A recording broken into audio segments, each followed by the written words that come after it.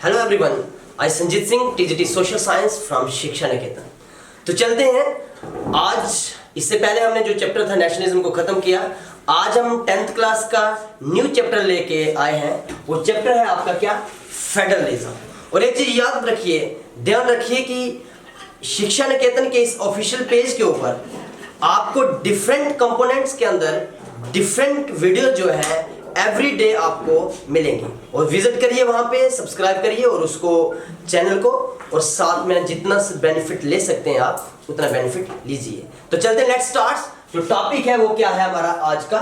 Federalism. अब class 10th का topic है ये फेडरलिज्म। तो फेडरलिज्म होता क्या है, सबसे पहले हम ये चीज जानेंगे। तो याद रखना, federalism is a system of government. क्या है? एक गवर्नमेंट का सिस्टम है, is a system of government in which the power is divided between central authority and various constituent unit of the country। क्या कहता है? फेडरलिज्म क्या होता है?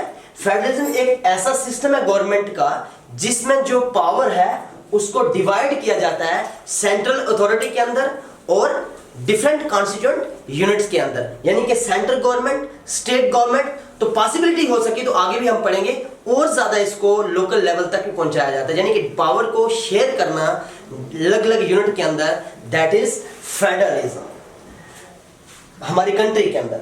अब federal has two levels of government. Federal क्या है?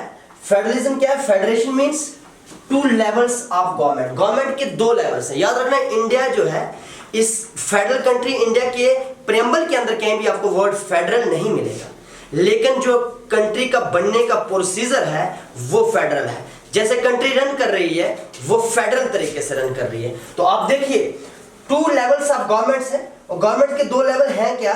चलते हैं आगे। वो दो लेवल्स जो है, एक है the government for the entire country that is usually responsible for the few subjects of common national interest। अब क्या करते हैं, गवर्नमेंट जो है पूरी कंट्री के अंदर वो रिस्पॉन्सिबल रहती है, वो उसकी जिम्मेदार रहती है किसकी? कि कुछ जो सब्जेक्ट हैं वो कॉमन रहते हैं स्टेट के भी और नेशनल लेवल के ऊपर। वो कॉमन क्या रहते हैं कि नेशनल इंटरेस्ट के लिए, यानी कि हर इंसान की जो वो जिसको क्या बोलते हैं हम, जो इंटरेस्ट रहता है वो सेम रहता है नेशनल और स्टेट लेवल पे। दूसरा कहते हैं, दूसरा point, government at the level of provinces और state that look after day to day administration of the states. तो गवर्नमेंट क्या करती है? वो प्रोविंसेस यानी कि स्टेट के अंदर या किसी प्रोविंस के अंदर वो लुक आफ्टर करती है, वो देखती है day to day every day administration को, कि एडमिनिस्ट्रेशन किस तरीके से काम कर रहा है, क्या स्मूथली उसको काम कर रहा है, नहीं अपनी स्टेट में किस तरीके से काम हो रहे हैं, कैसे कैसे करने हैं, ये कौन करता है? ये आपका एडमिनिस्ट्रेशन करता है। अब फेडरल प्रोसीजर क्या है कि पावर को शेयर करना। अब मैंने बता दिया, ये देखना, both these levels of government enjoy their power independently of each other, यानी कि दोनों जो गवर्नमेंट के लेवल्स हैं वो एंजॉय करते हैं इंडिपेंडेंटली पावर। पावर का एंजॉय इन द सेंस कि पावर का किस तरीके से यूज करते हैं। याद रखिए, ये क्या है? ये आपकी यूनिटरी, आपने यूनियन गवर्नमेंट का नाम सुना है?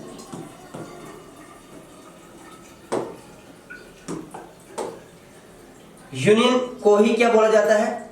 Central government. याद रखना,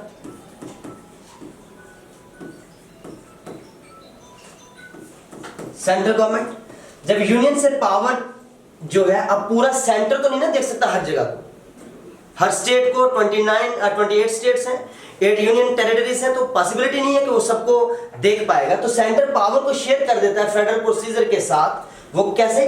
different constituent unit of the country के अंदर, तो वो स्टेट गवर्नमेंट को दे देगा। ये है टू लेवल्स ऑफ गवर्नमेंट।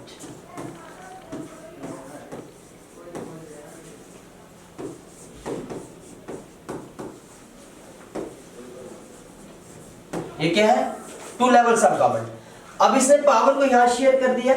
अब इसके आगे हम पढ़ते जाएंगे, थर्ड टियर सिस्टम भी इसमें आएगा। यानी कि स्टेट जो है उसको भी पावर को आगे शेयर करना पड़ेगा वर्क को स्मूथ करने के लिए। तो फेडरल प्रोसीजर में यह होता है कि पावर जब आप शेयर कर देते हैं तो उस फेडरल प्रोसीजर में होता क्या कि अलग अलग पावर जब आप किसी के ऊपर डाल देते हो रिस्पॉन्सिबिलिटी, तो वो उस रिस्पॉन्सिबिलिटी से काम करेगा, क्योंकि उसके ऊपर वो पूरी जिम्मेदारी है वो काम करने की।